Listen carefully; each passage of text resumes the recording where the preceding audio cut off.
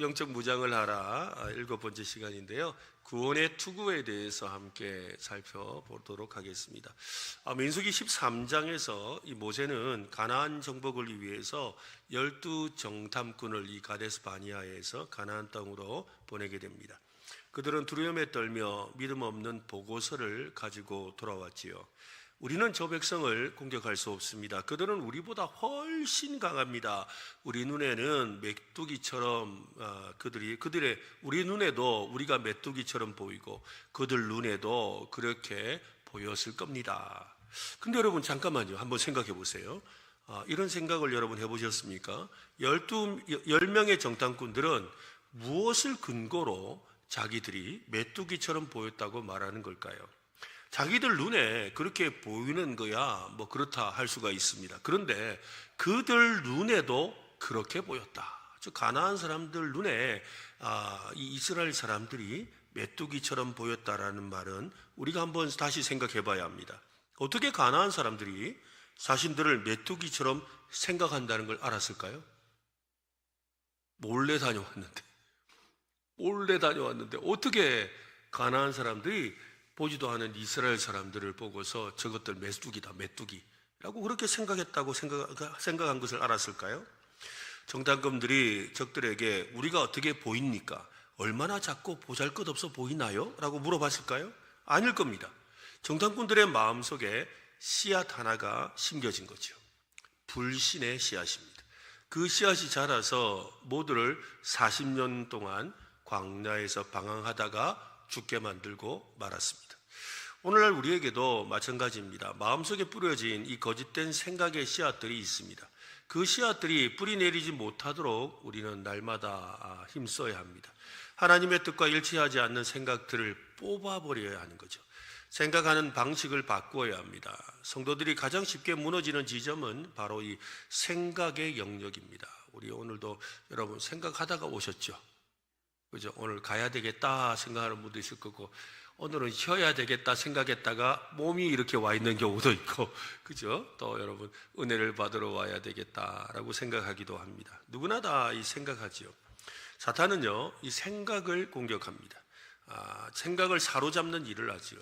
구원을 받았다고 말하면서도 정작 자기 생각 속에서는 여전히 나는 패배자다, 구원받지 못한 것 같다라는 생각을 하기도 하지요. 사탄이 노리는 전쟁터는 우리의 이 손이나 발이 아닙니다. 손과 발이 아니라 보이지 않는 영역, 생각과 세계관을 공격합니다. 생각이 병들면 신앙 전체가 마비된다는 걸 사탄은 너무나도 잘 알기 때문이지요.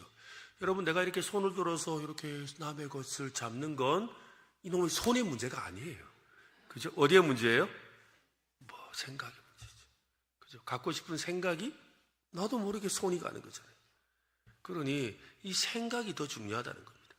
바울은 영적 전쟁의 본질에 대해서 이렇게 설명한 적이 있습니다. 에베소서 6장 12절인데요. 같이 한번 읽어보겠습니다. 우리의 씨름은 혈과 육을 상대하는 것이 아니요 통치자들과 권세들과 이 어둠의 세상 주관자들과 하늘에 있는 악의 영들을 상대합니다. 여러분, 적이 보이는 싸움이 아닙니다. 보이지 않는 적들을 상대하는 싸움입니다.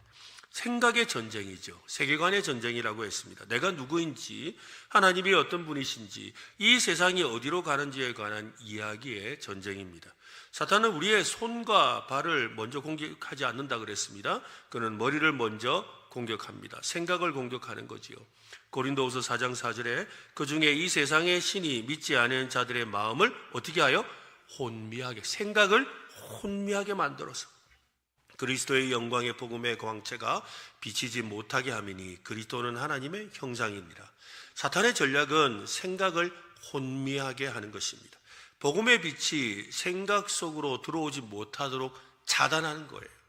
오늘도 사탄은 성도들에게 속삭입니다. 너 같은 사람이 무슨 하나님의 자녀냐? 네가 이렇게 넘어졌는데 정말 구원받은 사람이라고 할 수 있을까? 세상은 돈과 힘과 성공으로 움직이는데 말씀대로 산다고 뭐가 되겠어? 하나님의 나라의 소망은 너무 멀어. 지금 눈앞에 현실을 생각해봐. 내일의 영광이 아니라 지금 밥이 필요해. 내일의 영화로운 면류관을 쓰는 게 중요한 게 아니라 지금 친구들에게 인정받는 게 더 중요한 거야. 이 속삭임은 성도의 머리를 겨냥하는 공격입니다. 이 공격을 막아내기 위해서는 머리를 보호하는 투구가 절대적으로 필요한 것이지요. 그래서 머리에 헬멧을 써야 돼. 투구라고 하니까 이렇게 감동이 별로 안 오는 것 같아. 헬멧을 하나씩 써야 되는 거죠. 자전거를 탈 때도 이렇게 머리를 보호하는 헬멧을 쓰고, 오토바이도 헬멧을 쓰고, 안 쓰면 편하죠. 바람도 들어오고, 또 우리 공사장에서도 헬멧 안 쓰면 얼마나 편합니까? 그러나 위험하죠. 헬멧을 쓰고 안 쓰고의 차이는 엄청난 겁니다. 1521년 마틴 루터는 이 보름스 회의가 있은 뒤로 이 제국의 가톨릭 제국의 수배자가 되었습니다. 그는 바르트부르크 성에 숨어 지냈습니다. 그는 자신의 이름조차 숨긴 채 웨르크 기사라는 이름으로 숨어 살았습니다. 숨어 산 것이 문제가 아니었습니다. 그는 그곳에서 신약 성경을 독일어로 번역하는 중요한 일을 하고 있었습니다. 그때 루터를 괴롭힌 것은 사탄이 던지는 죄책감과 정죄의 공격이었다고 합니다. 전해지는 이야기에 따르면 어느 날 사탄이 루터의 그 죄의 목록을 펼쳐 보이면서 이렇게 잠수했다고 합니다. 네가 이런 죄를 짓고도 감히 하나님의 말씀을 번역한다고? 네가 정말로 구원받았다고 생각하니? 루터는 자기 죄를 그 자리에서 부인하지 않았답니다. 오히려 이렇게 외쳤다고 합니다. 그래, 그것은 모두 사실이다. 그러나 한 가지가 빠졌다. 그 목록, 그 나의 죄의 목록 맨 아래에 이렇게 써 있는 게 보이지 않느냐? 그분의 아들 예수 그리스도의 피가 우리를 모든 죄에서 깨끗하게 하셨다. 그때 사탄의 참소는 사라졌다고 합니다. 사도 바울은 오늘 본문에서 전신갑주의 이 정점으로 구원의 투구를 소개합니다. 투구는 병사의 생명을 보호하는 아주 중요한 장비입니다. 로마 병사의 투구는 이 금속으로 만들어져서 이 머리 전체를 감싸고 때로는 뺨과 이 뺨 요까지 내려오고 투구 중에 그죠? 뼈까지 내고 그다음에 이 뒷목을 이렇게 막아주는 거죠. 그래서 칼로 쳐도 이렇게 안 잘리도록 그래서 이렇게 방어해 주는 역할을 했습니다. 전장에서 칼과 활의 창의 공격과 성벽에서 떨어지는 돌들을 막아주는 투구를 누구나 썼던 것이죠. 투구를 쓰지 않은 병사는 전쟁에서 제대로 설 수가 없었습니다.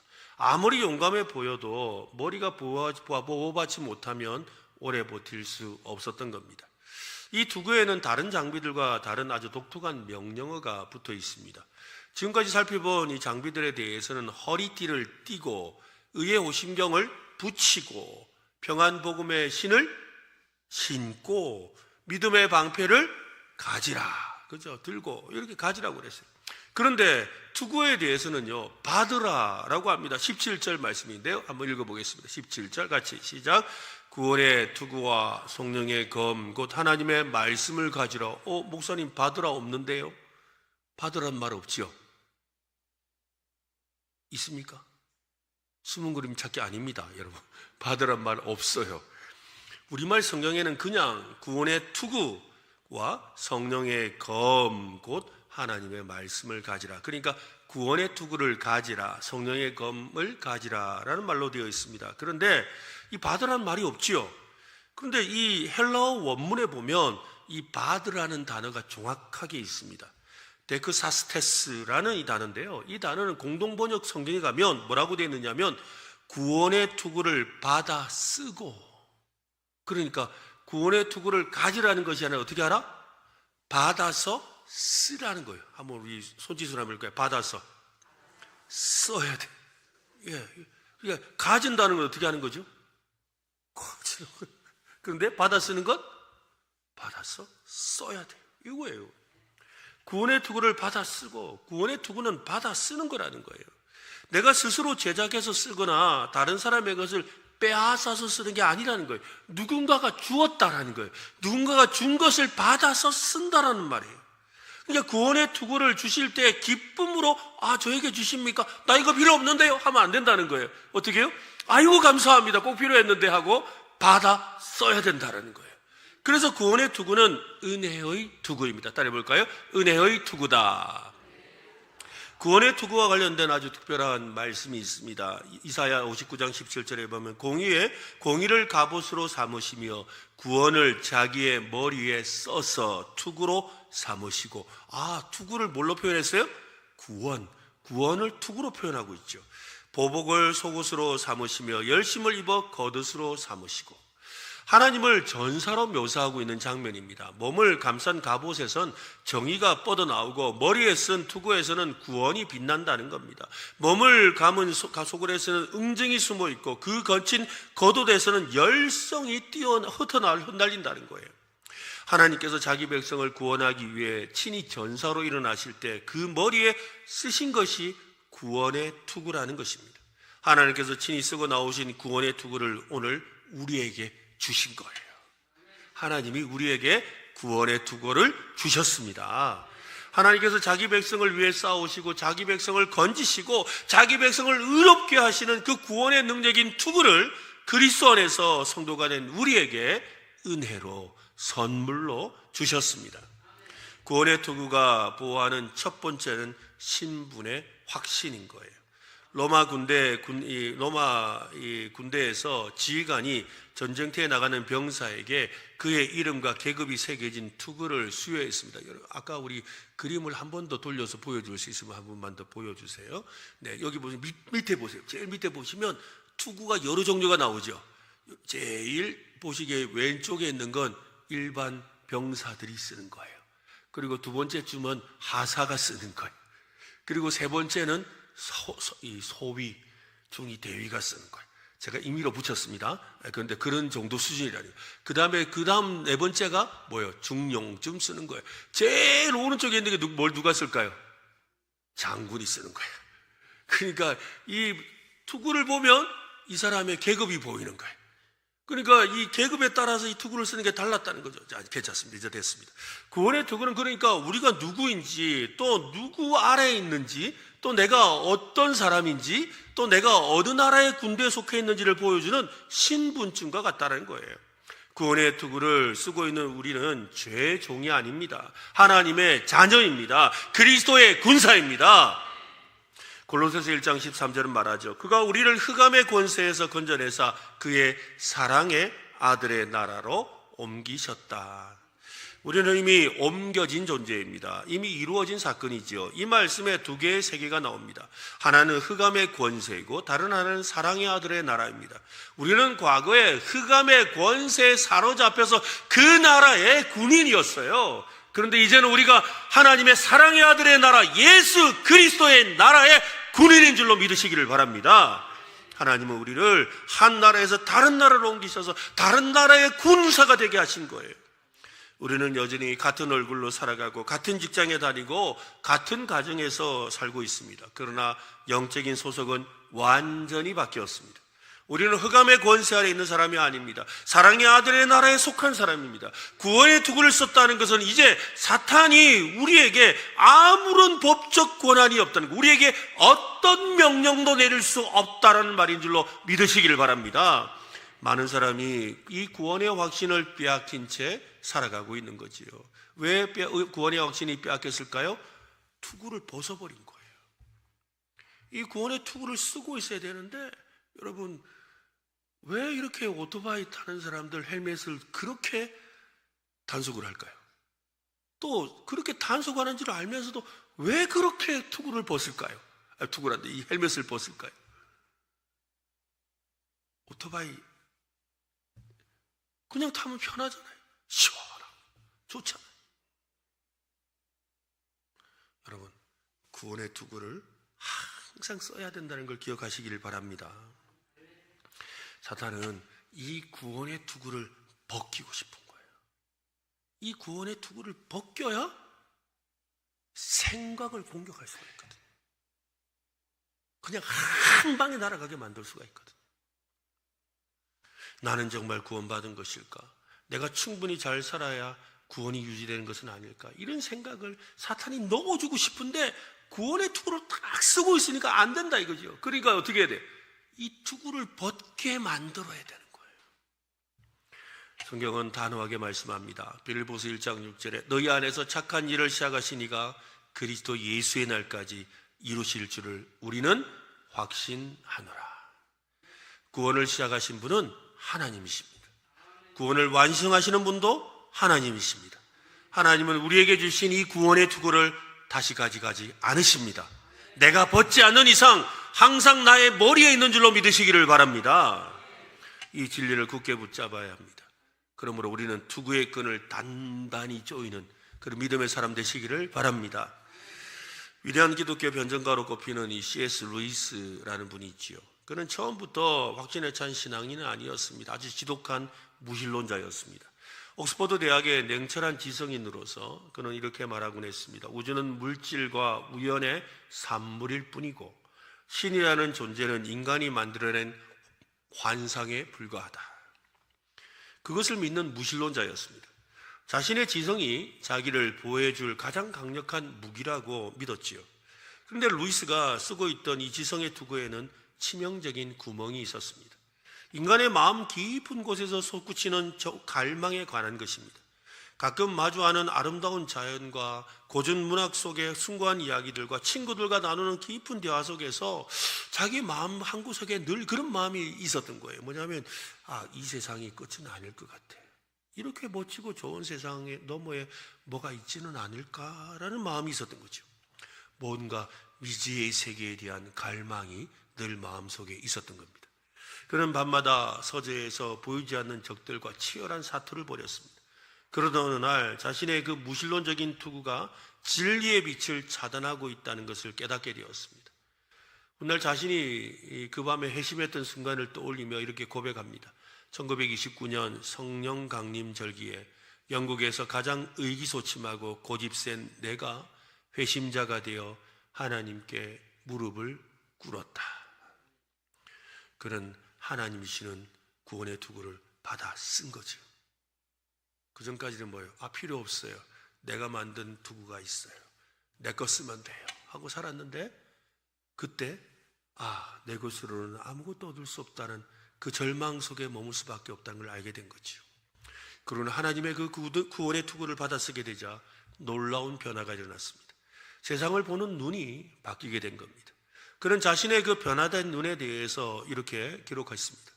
나는 태양이 떠오르는 것을 믿듯이 기독교를 믿는다. 그것을 보기 때문이 아니라 그것에 의해 다른 모든 것을 보기 때문이다. 성경 말씀처럼 모든 생각을 사로잡아 그리스도께 복종하게 되니까 세상을 보는 눈이 달라진 거예요.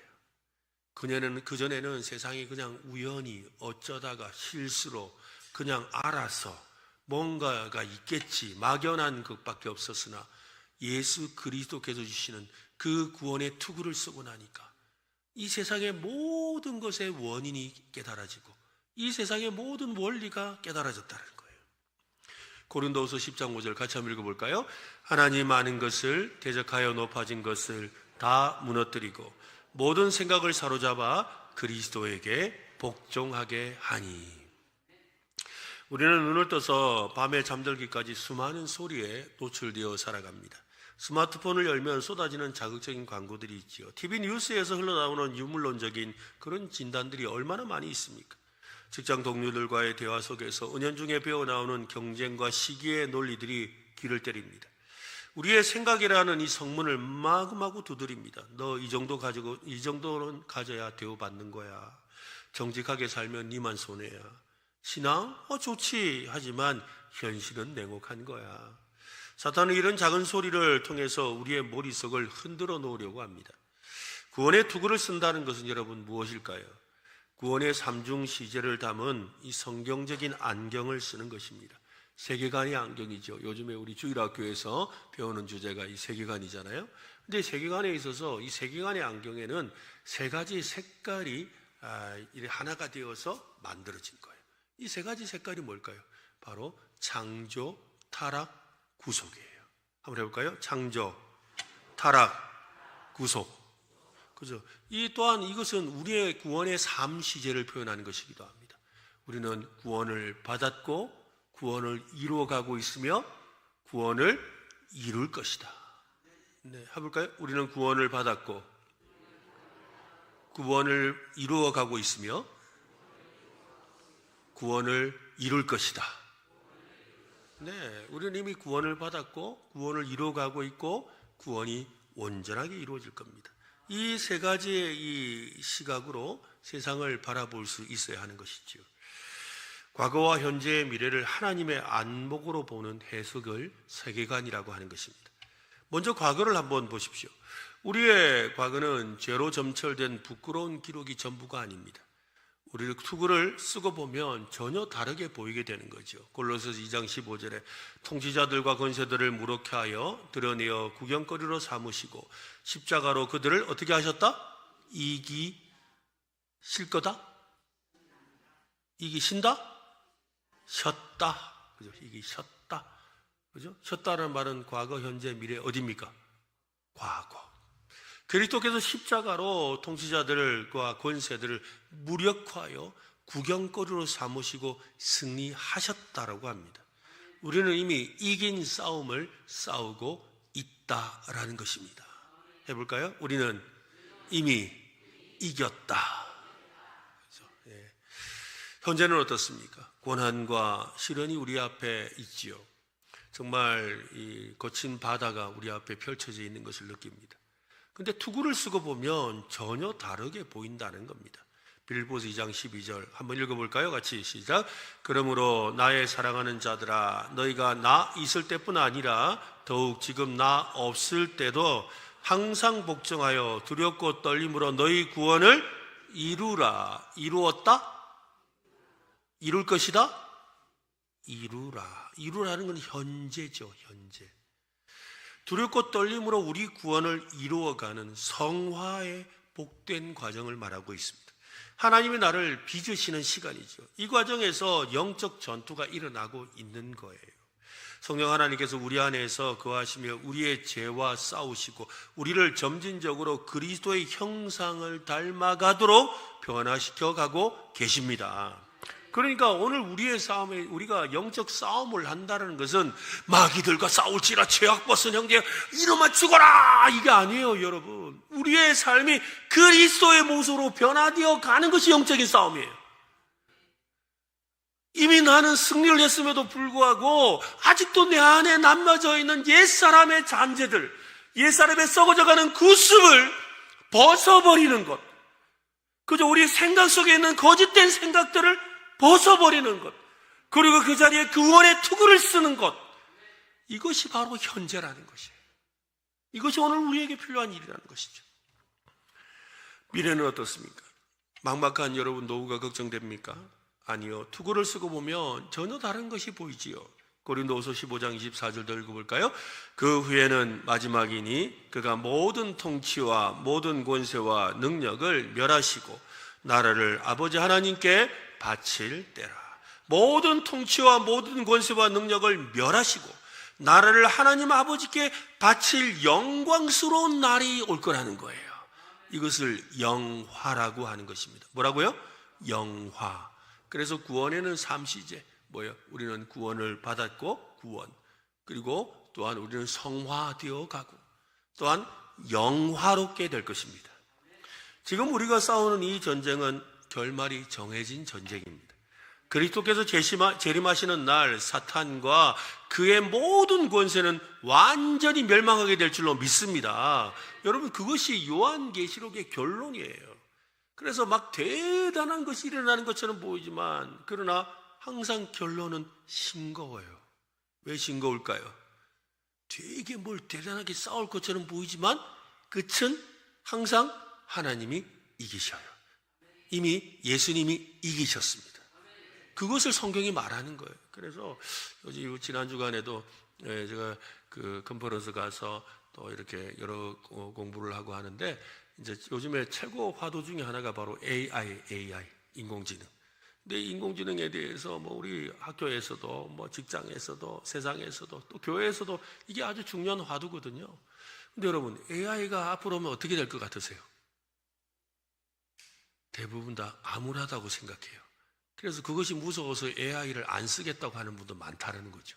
왜냐하면 이렇게 여러분 안 쓴다고 AI가 발전 안 하는 거 아닙니다. 그냥 쓰세요. 여러분이 쓰나 안 쓰나 AI는 발전하게 되어 있어요. 그죠? 막, 아이고, 무서워서 안 쓴다고. 안 쓰면 자기만 손해예요. 써야 돼요. 그런데 문제는 뭐냐면, 이 AI가 가져다 줄 미래에 대해서 우리는 암담하다고 생각하는 거예요. 여러분, 그 암담하다는 그 이야기가 실제로 일어날까요? 하나님이 승리하셨는데, 예수님이 이미 승리하셨는데, 그러니까 암담할 그 즈음에 이미 주님이 오세요. 그러니까 걱정하지 말고 쓰세요. 이게 세계관이라는 거예요. 이게 뭐 배아 복제를 통해 가지고 뭐 이렇게 온갖 걸 만들잖아요. 지금은 뭐 배아 복제를 통해서 뭐 그냥 옥수수를 뻥튀기 하는 이런 수준이 아닙니다. 실제로 뭐 몸에 어떤 것도 이렇게 상처난 이런 이 살이 떨어져 나가면 살을 배아 복제가 붙이는 이런 세상이 되었거든요. 그러니까 조만간 아이고 진짜 안드로이드 저 정말 인간이 만들어지겠구나라는 생각, 영화에 나오는 일이 그냥 되겠구나 생각이 돼요. 저희가 생각해도 그것도 올 것 같아요. 여러분, 그거 오기 전에 주님이 오시니까 걱정하지 마세요. 성경이 그렇게 말하는 거예요. 그게 세계관이라는 거예요. 이 세 가지 시제가 하나로 결합될 때 성경적 세계관이 되는 겁니다. 오늘날 교회 안에 이 성경적 세계관을 위험하는 세 가지 사상이 있습니다. 첫째는 유물론적 세계관이지요. 눈에 보이는 물질만이 존재한다는 사상입니다. 모든 것을 물질적으로 해석하는 거예요. 이 물질적 세계관이 우리 안에 굉장히 깊이 팽배해져 있습니다. 이 물질적 세계관으로 모든 걸 봐요. 사실은 여러분, 우리가 지금 정신적으로 이렇게 막 스트레스를 받고 힘들면 여러분 뭐 하세요? 정신적으로 막 힘들고 어려워요. 그럼 어떻게 하죠? 보통은 그냥 쉬고 안정을 취하면 돼요. 그런데 그래도 안 되면 어떻게 하죠? 약을 먹잖아요. 약은 물질이에요. 물질로 정신세계를 제어할 수 있다고 믿는 거예요. 이게 바로 유물론적 세계관이 우리 안에 깊이 빠져 있는 거예요. 정신을 나중에는 뭘로 생각해서 영과 연결을 시켜요.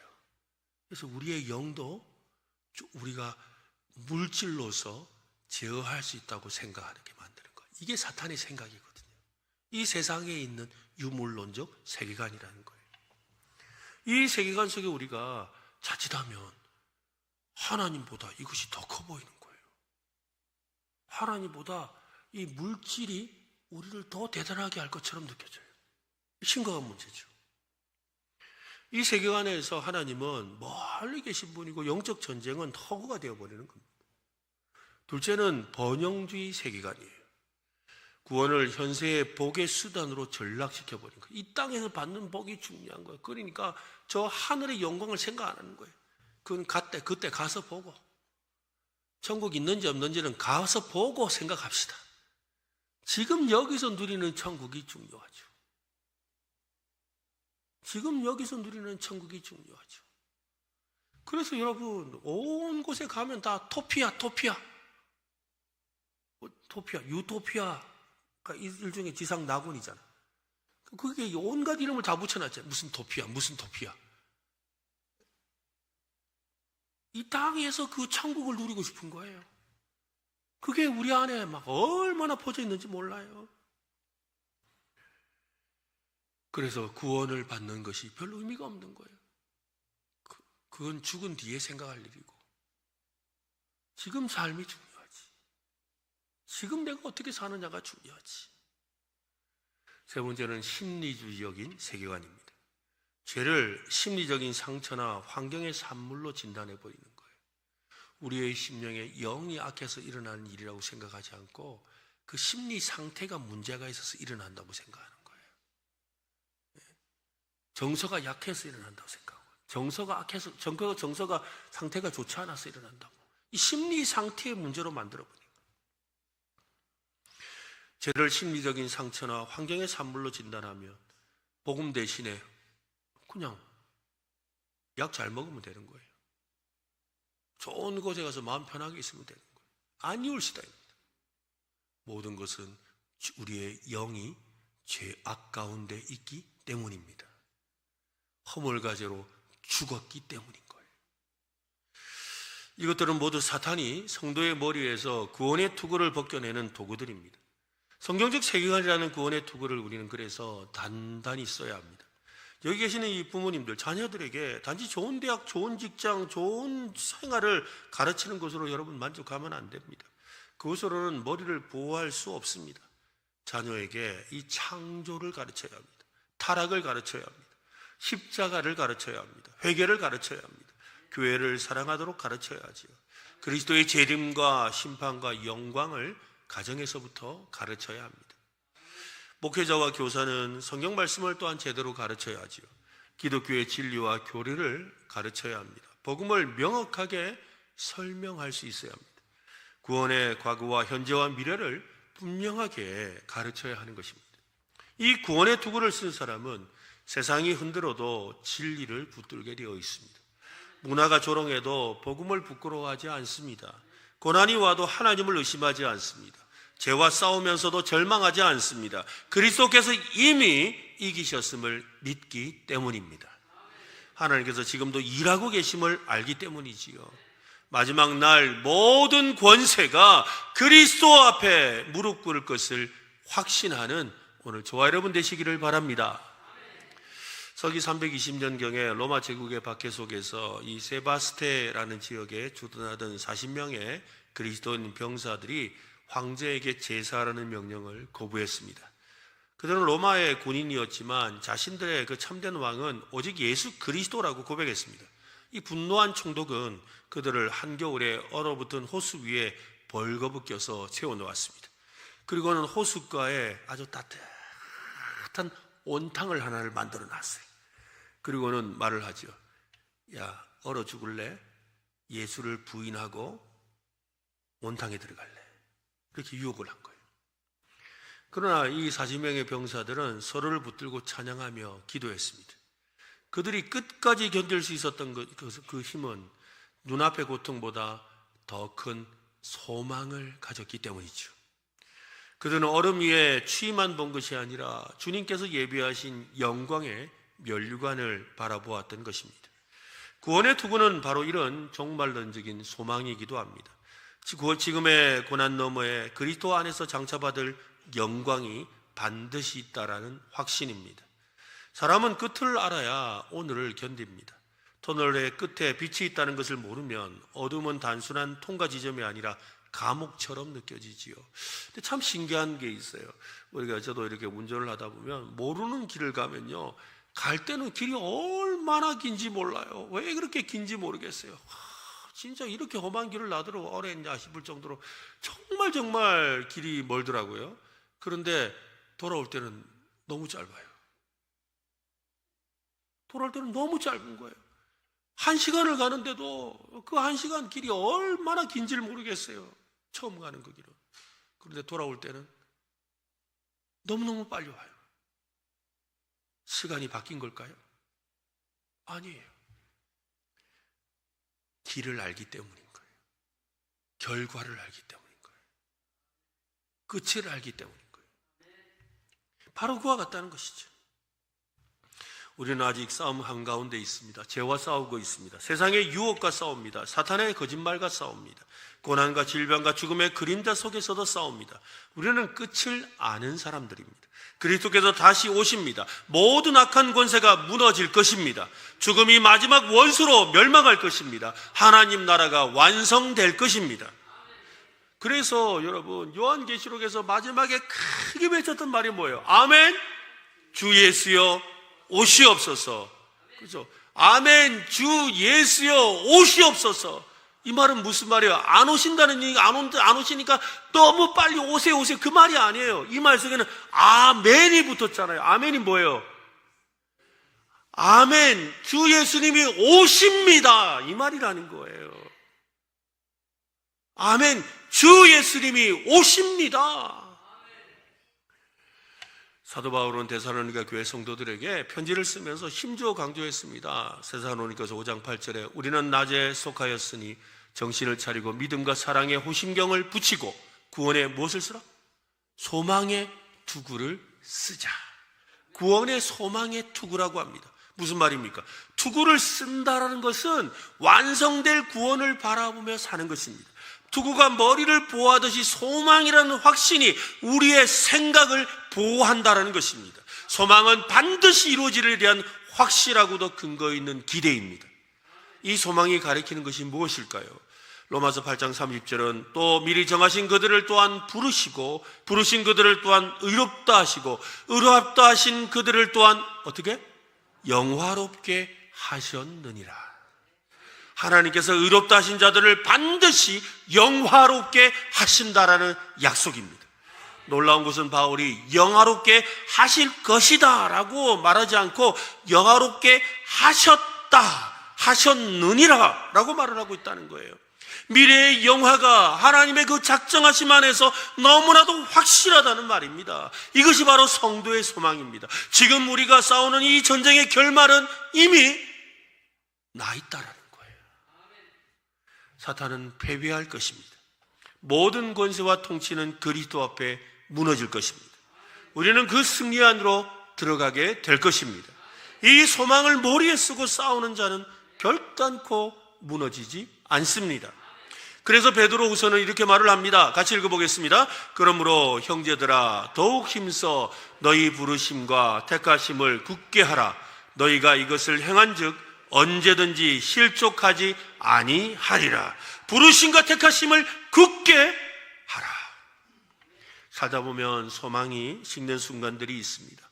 기도해도 응답이 없을 때, 오래 믿었는데 도무지 삶이 나아지지 않을 때도 있지요. 신실하게 살려고 했는데 오히려 힘들어지고 손해만 보기도 합니다. 주변을 보면 믿지 않는 사람들이 더 잘 되는 것 같을 때 마음 진짜 힘들어요. 그렇지 않으세요? 저는 믿지 않는 사람이 잘 되는 거는 막 그러다 살다 죽겠거리 싶은데, 같은 믿는 사람인데 나보다 열심히 안 사는데 잘 되는 거 보면 되게 마음이 아파요. 같은 목사인데도 내가 생각할 때는 저 친구 나보다 열심히 안 하는데 막 잘 풀리면 되게 마음이 힘들어요. 아니 이게 뭔가 이런 생각이 들죠. 성경에서 많은 성도가 우리처럼 흔들렸어요. 그들도 우리처럼 흔들렸다고요. 하지만 소망을 다시 잡고 승리했습니다. 구원의 소망의 투구를 벗지 않았다라는 거예요. 이 소망이 뭔 소망이 있어 하고 벗어 던지고 싶었지만 오히려 그걸 더 굳게 붙잡았다는 거예요. 고린도전서 15장은 말합니다. 그러므로 내 사랑하는 형제들아 견실하며 흔들리지 말고 항상 주의 일에 더욱 힘쓰는 자들이 되라. 이는 너희 수고가 주 안에서 헛되지 않은 줄 알미라. 영광의 소망의 투구를 쓰고 있는 성도는 오늘을 다르게 삽니다. 직장에서 정직을 선택할 수 있습니다. 승진보다 하나님 나라가 더 크기 때문이지요. 가정에서 용서의 길을 갈 수도 있습니다. 그리스도께서 우리를 용서하셨고 모든 관계를 새롭게 하실 것이기 때문입니다. 교회에서 보이지 않는 섬김을 우리는 지속할 수 있습니다. 주 안에서의 수고가 헛되지 않기 때문입니다. 고난 속에서도 예배의 자리를 지킬 수 있습니다. 다시 오실 주님의 약속을 확신하기 때문입니다. 구원의 소망의 투구를 쓴 성도는 현실에서 도망치지 않습니다. 오히려 현실의 한복판에서 더 깊이 순종합니다. 베드로전서는 말합니다. 우리 주 예수 그리스도의 하나님 아버지를 찬송하리로다. 그의 많으신 긍휼대로 예수 그리스도를 죽은 자 가운데서 부활하게 하심으로 말미암아 우리를 거듭나게 하사 산 소망이 있게 하시며. 이 멋진 말이에요. 여러분, 소망이 어떤 소망이다? 산 소망, 살아있는 소망, 죽은 소망이 아니라는 겁니다. 4절 썩지 않고 더럽히지 않고 쇠하지 않는 유업을 있게 하시냐니 곧 너희를 위하여 하늘에 간직하신 것이라. 우리의 소망은 살아있는 소망입니다. 산 소망입니다. 그리스도께서 죽은 자 가운데 살아나셨기 때문입니다. 부활하신 그리스도께서 우리의 미래를 보증해 주십니다. 이 소망의 투구를 받아 쓰고 있음을 여러분 믿으시기를 바랍니다. 구원의 투구를 쓰고 있는 우리는 두려워하지 말아야 합니다. 겁내지 말아야 합니다. 방심하지도 말아야 합니다. 구원의 투구를 눌러 쓰고 턱끈을 단단히 조여야 하는 것입니다. 한번 조여 볼까요? 턱끈을 어떻게? 한번 해보세요. 이렇게 쫄리기도 한데 이렇게 설교도 다 끝나갑니다. 이렇게 잡고 한번 쪼여보세요. 쪽쪽쪽 쪼이세요. 예? 턱끈을 쪼야 돼. 구원의 투구를 눌러쓰고 턱끈을 쪼야 돼. 죄를 가볍게 여기지 말고 현재의 순종을 미루지 말아야 합니다. 구원의 투구는 내가 벗는 게 아닙니다. 주님이 벗겨주시는 거예요. 여러분, 이게 중요한 거예요. 구원의 투구를 내가 벗으면 나의 머리는 온통 공격 대상이 돼요. 내가 끝까지 쪼이고 이래가지고 가면 주님 앞에 딱 서면요, 주님이 이 구원의 투구를 벗겨주세요. 여러분, 벗겨만 주실까요? 아닙니다, 여러분. 그 벗겨진 자리에 면류관을 주세요. 야, 너 세상에서 살면서 이 구원의 투구를 잘 쓰고 견뎠구나. 내가 그 머리에 면류관을 씌워주마. 면류관을 씌워주십니다. 면류관 받으리 저 요단강 건너 우리 싸움 마치는 날 의의 면류관 예루살렘 성에서. 아멘. 그날 투구를, 그날까지 여러분 투구를 벗지 마시기를 바랍니다. 의심이 와도 고난이 와도 유혹이 와도 조롱을 받아도 구원의 투구를 쓰고 승리의 싸움을 싸우는 저와 여러분 되시기를 예수님의 이름으로 축원합니다.